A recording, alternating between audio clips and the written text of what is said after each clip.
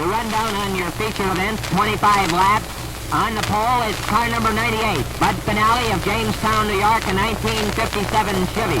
On the pole, car number 68, Jim Scott of Grand Valley, PA, a 1957 Chevy. Next off the pole, car number 21, Billy Layfield of Wellsville, New York, a 1956 Chevy.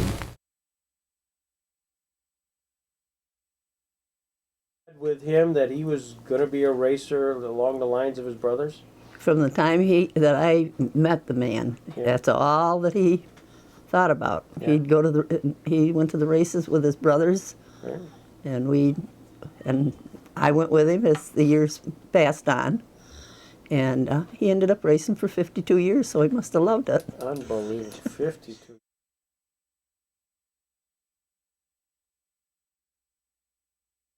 Dean was very inventive, and he had a big old black Cadillac.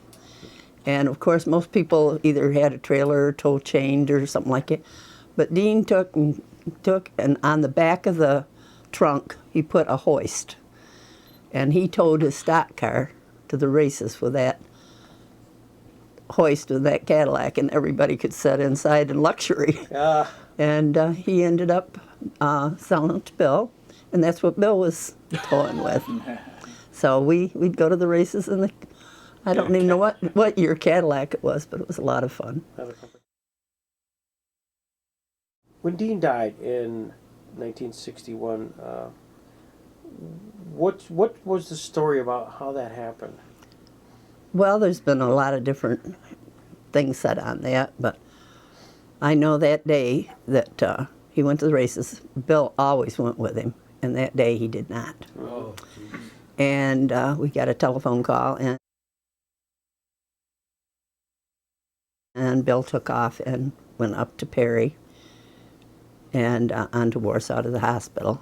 And the only thing that we knew that day was that that Dean had taken and come off of the straightaway into corner number 1, and he kept right on going and canteened a field. And they figured that a stone come up and hit him. He had a black and blue spot, or a mark, on his head by his temple, and just one on his chest where the seatbelts were. Other than that, that's the only marks he had on him. So, but they said that the head damage was extensive. Right. So he lived for a couple of days up in the hospital, and they had transferred him up to Buffalo. And it just nothing they could do for him. Right. So the funeral itself was what was the reaction of the drivers and the racing community? There was a vast amount of flowers. Oh, you wouldn't have believed the flowers and the people. I mean, it was just tons and tons of people. Mm-hmm. It was vast, and everybody loved Dean. Right. What was he like? He was a character. I picked on him. Mm-hmm. But what was unique about that character? Oh, he was just Dean. He was funny. He was silly. He just a person that you could take and laugh with, and he was just a good guy. Everybody got along good with him. In 1965, if you had new tin on your car, and you came for the first 6 weeks, you'd get a $100 bonus, and I can't remember whether it was if you finished or if you started the feature or if you won the feature. But it was quite a thing. They had it between Stateline and Erie that year. Okay. So Bill went out and bought a 65 Buick. It was wrecked, and he had a fantastic year that year.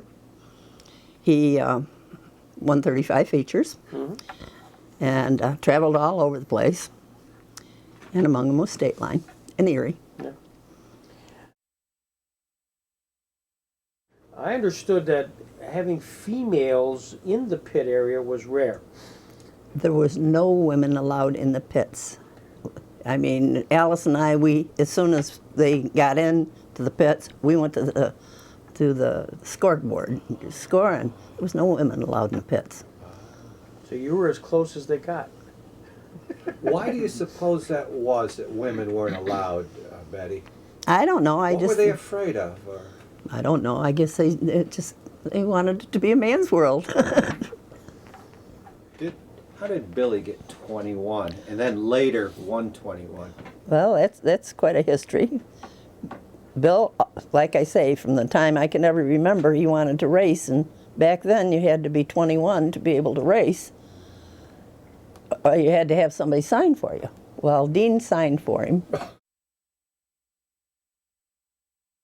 so that he could race. But when he got to be 21 and he had his own car, Yeah. there I come get it. 21. And they went to Stateline, and somebody else had 21. So he said, I just had this all painted, I'll just put another one in front of it. So that's where 121 came There in. you go. What Billy think was his highlight? His highlight? Well, probably one of the biggest highlights that I can remember him really being ecstatic about is the first year they had a Dean Layfield Memorial Race. He won it. Yeah. And he was At what track? No, not Mills. Woodhull. Woodhull, okay. And he was very thrilled that he'd won it. It just really meant a lot to him.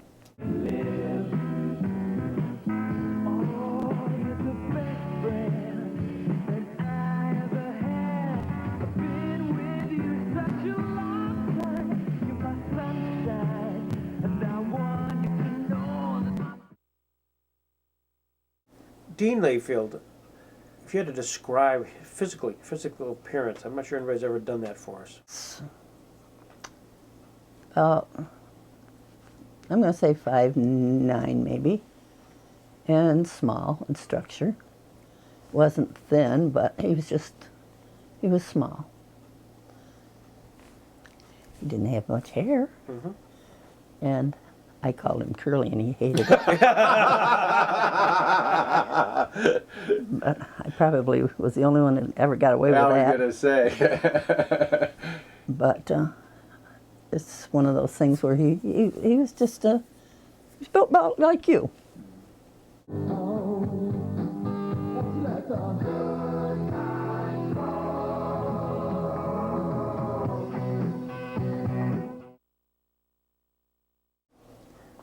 A self-promoter, and I say that in a positive sense. Do you get a sense of that at all? Oh, Dean liked to take and encourage a lot of different things. He was a promoter.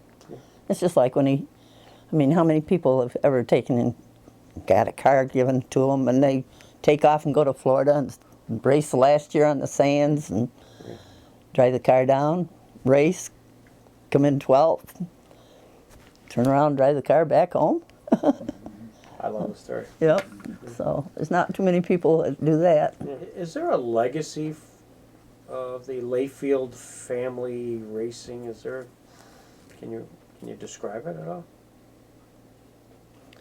I think it's just something that it started as